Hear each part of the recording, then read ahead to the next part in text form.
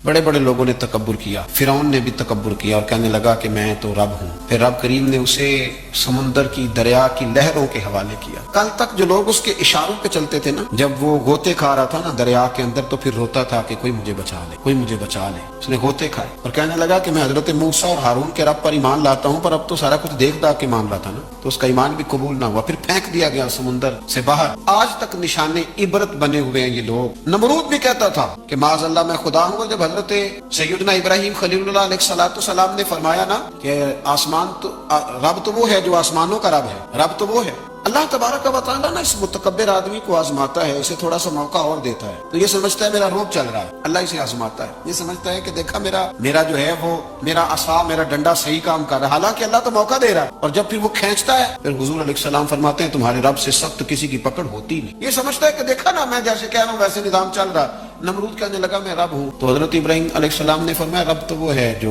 आसमानों जमीनों का रब है। कहने लगा अच्छा। इसने ना तीर चलाए आसमान की तरफ, माज़अल्लाह रब करीम को कत्ल करने लगा। तीर चलाए तो अल्लाह ने इसका इम्तिहान लिया। तीर जब ऊपर जाता था तो खाली होता था, वापिस आता था तो उसको खून लगा होता। कहने लगा देखा ना, फिर देखा ना मैंने क्या कर दिया। कितना बड़ा बादशाह, पूरी दुनिया पे हुकूमत करने वाला, पर मालिक की बेनियाजी के कुर्बान जाएं। एक मच्छर ही घुसा है नाक, और फिर वो मच्छर निकल नहीं पाया, फिर उस मच्छर ने इसको मार डाला। तकब्बुर वाले लोग जब तकब्बुर कर रहे होते हैं, जब बोल रहे होते हैं, तो कह रहे होते हैं तू मुझे जानता नहीं, तुझे मेरा पता नहीं, वो तू किससे बात कर रहा है, तुझे खबर है तू किसके साथ गुफ्तगू कर रहा है। और भाई बड़े बड़े ऊंचे बोलने वाले, फिर इस तरह उनकी आवाजें बंद हुई कि कोई उनकी सुनने वाला न मिला। बड़े बड़े ऊंचे जुमले कहने वाले इस तेजी के साथ खामोश हुए कि फिर दोबारा उन्हें एहसास तक ना हुआ कि हमें बोलना भी आता था। क्या हैसियत है इंसान, इस बात पे तकब्बुर करता है। मेरे शेख कामिल रहमतुल्लाह अलैह, मेरे अस्साब रहमतुल्लाह अलैह फरमाया करते थे इंसान तुझे सिर्फ 2 वक्त रोटी ना खाने को दी जाए तो अपनी टांगों पे चल नहीं सकता। और 10 रातों की बात नहीं, 1 रात ना तुझे सोने दिया जाए, सिर्फ 1 रात, तो अगले दिन तो अपनी टांगों पे खड़ा नहीं हो सकता। तकब्बुर किस बात का?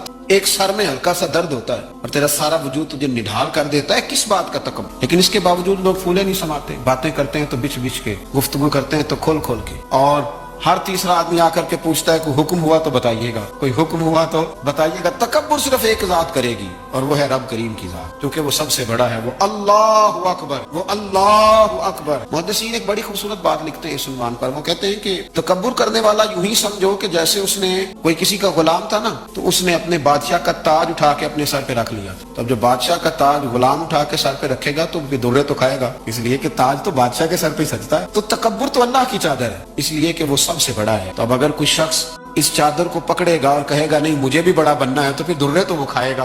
फिर आजमाइश से तो उसे गुजरना है। कभी भी अपने आप को बड़ा ना जाने, और वैसे भी इंसान बातों से थोड़ी बड़ा हो, बड़ा तो अपने अखलाक से होता है।